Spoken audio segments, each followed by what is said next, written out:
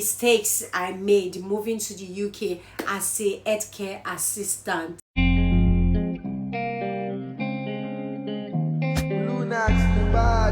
Hey guys, welcome back to my YouTube channel. It's your favorite girl, Precious, and that's on period. Hey guys, if you are new here, please subscribe to my YouTube channel. And if you are a returning subscriber, thank you so much for the love, for the support. You guys are the real MVP. I know I've been zero consistent with this YouTube thing, and I apologize. If you ask me why, I can't even tell you why I've not been consistent. Is that bad? But anyways, I'm trying to be as consistent as I can be now because I've settled down in the UK. So what am I waiting for? Why am I not consistent? What do I have to lose? A lot. What do I have to gain? Massively a lot as well. So guys, I've decided that I'm going to be consistent.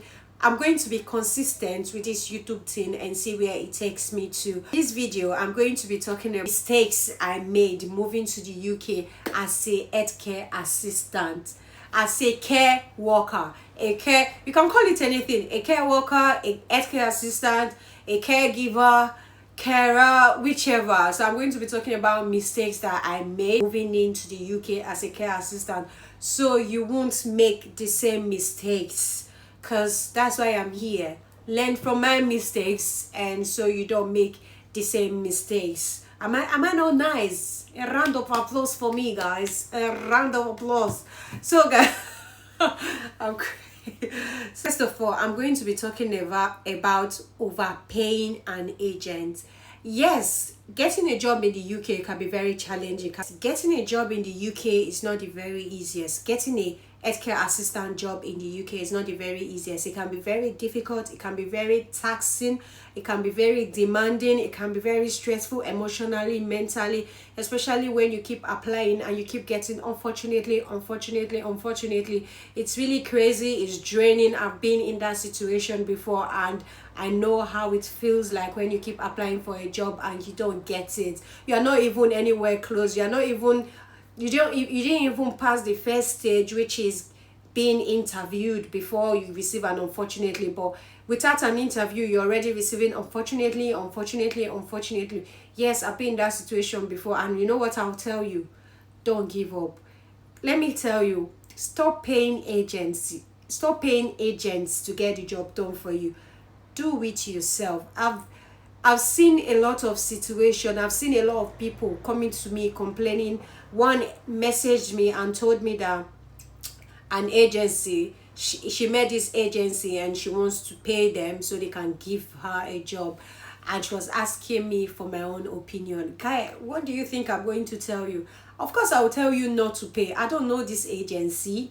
And you don't even know if they're going to give you the job afterwards. Sometimes they tell you pay 50% and 50% after the job. Some will tell you pay 100%. Don't pay an agency. Rather, join groups where they post jobs. There are a lot of platforms, lot of groups. Check online. You can apply from Indeed. You can apply from CV Library. You can apply from Total Jobs.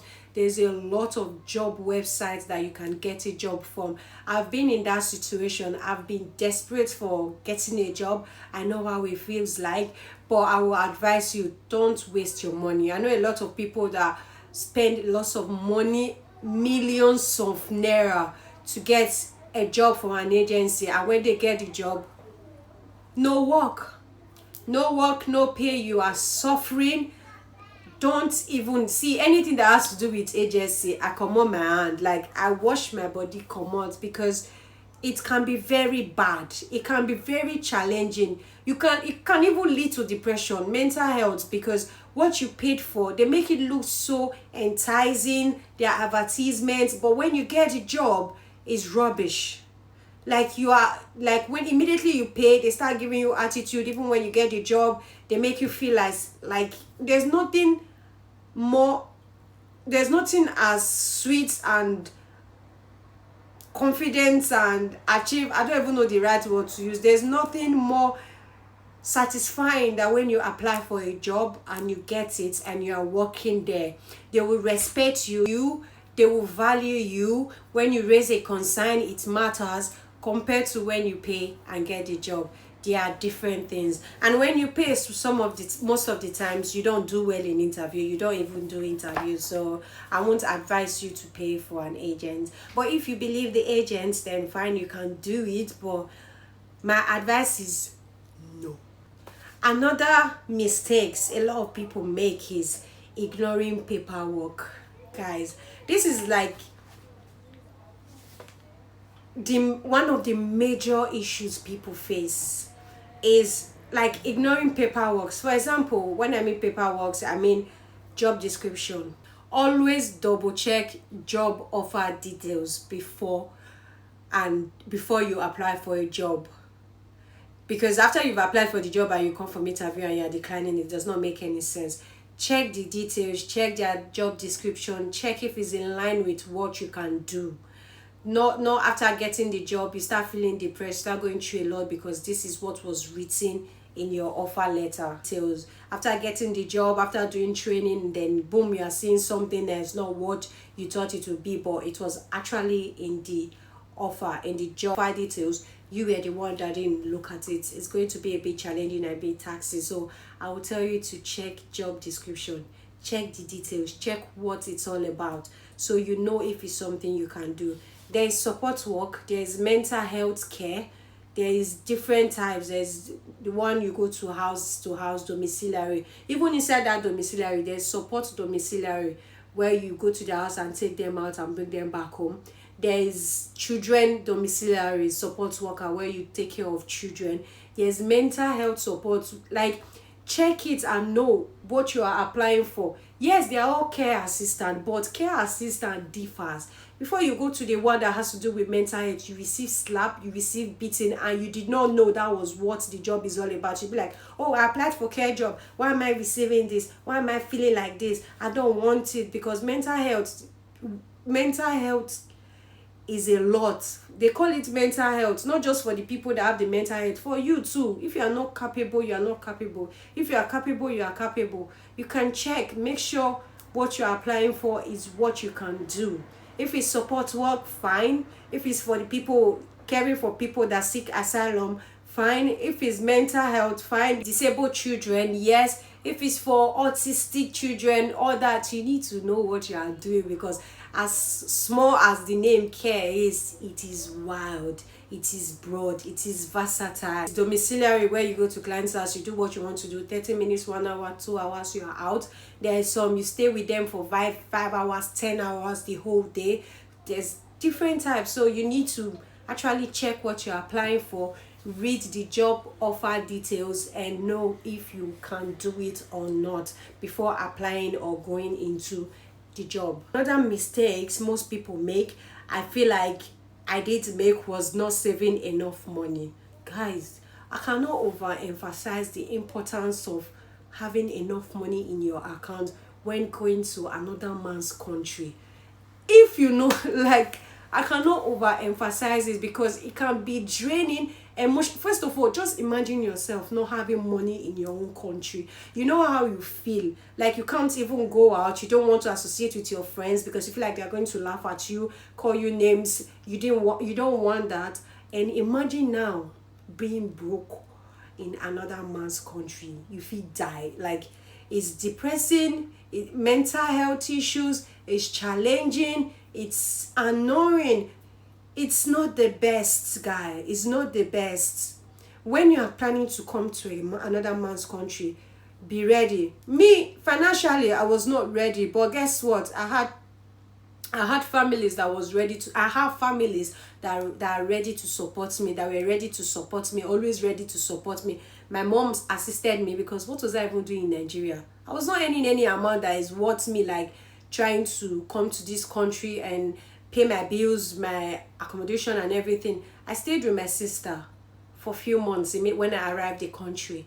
That saved me accommodation bill. That saved me feeding. I don't have to, like, I don't come as food or set for me now to chop. They go work, come back, chop, sleep. You understand? At least when I was going through what I was going through emotionally, as like coming to a new country, financially I was secured and safe because my sister was there. Any help I need financially, she was always there to help out. Any help I need emotionally, she was always there to help her. So me, I'll tell you for free, if you know you don't have family to support you, please make sure you have enough money to cater for yourself for the next 2 months.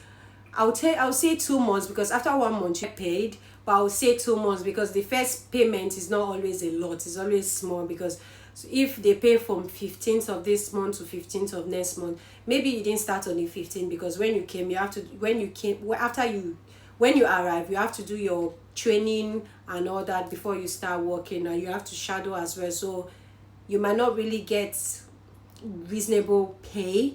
You get what I mean? So just prepare yourself for the next 2 months. That's if you are coming as a carer straight away. But if you are coming as a student, my guy, keep like 12 to 20 million first, even after paying your bills, because you not go see job straight away. You're not getting a job straight away immediately you come to the country. Even me that's working as a care partner, I waited for about 6 months before I started working, because they wanted 6 months experience. Sometimes they put no experience needed, but once you are in the job, you start seeing 6 months experience. You can't ask yourself, I thought you said care, anybody can do care. What happened? Guy, some things can be crazy. Some people get it straight away. Some people, it's very hard for them to survive and adapt to the country. So I would tell you, come with enough of money, please, to avoid story that touches the heart. Because I can't imagine being in a country when you are suffering financially. How you want to go to school? How do you want to survive? You're feeding everything. If people open their mouth, tell you what they have been through in this country, you will weep.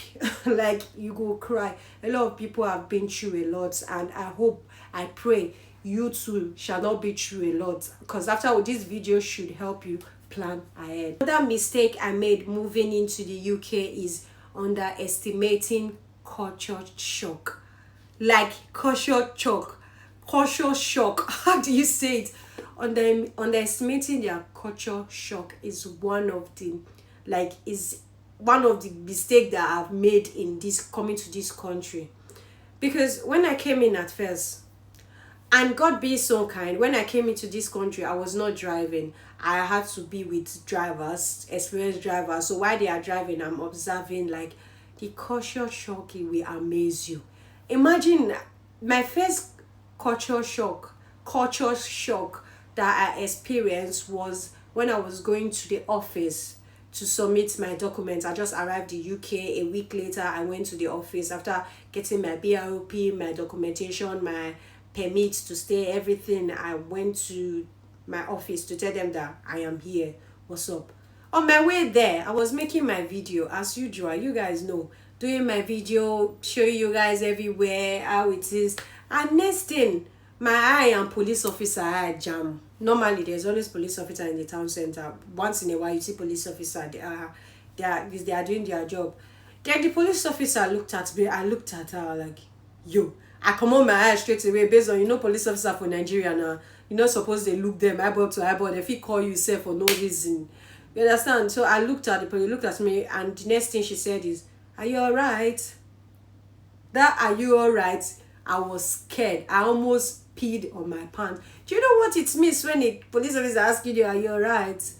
In my head, I didn't understand this, because our eye jam and it's their culture here to be polite and nice. So it's just asking, are you okay? You don't have to answer.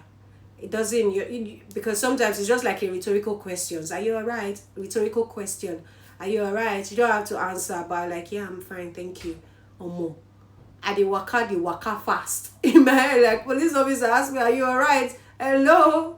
How do I look? So in my head, I was thinking that, oh, there's something wrong with me. Am I not okay? What am I putting on? What did I just do? Did I misbehave? God, please, I don't want to get into trouble. I'm just coming here. You get, that was my experience. Well, she's doing her job. She's okay. Me, they bother for no reason. So I'll tell you, cultural shock is a lot. For the fact that when you see a bird crossing the road or you see cats, you have to stop and wait for the animal to do their thing before you keep going. They know they kill animal for year.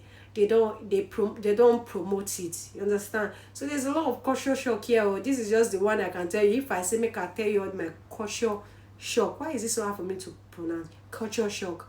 Trust me, it's a lot. You will not live here. But anyways, let's go to the next mistake I made. The last mistakes I'm going to be talking about is not connecting earlier. What I mean is like connecting to your colleagues and your carers, see, I will advise you, it's very good to be friendly, because you won't blame me. I'm from Nigeria. We're not too, I can count how many people that are friendly in Nigeria. Not a lot of us are friendly. It's not intentional, it's just how we are. But coming to this country, they not emphasize the importance of connecting. Connecting is good. Even in Nigeria, building contact is good, not talk of connecting here. It's very important for you to connect with your care workers, your colleagues, but bear it in mind that they are your colleagues, they are not your friends. Keep a professional relationship with them, but at the same time connect with them, try to know what's up, any updates, how did they do them, like this technique.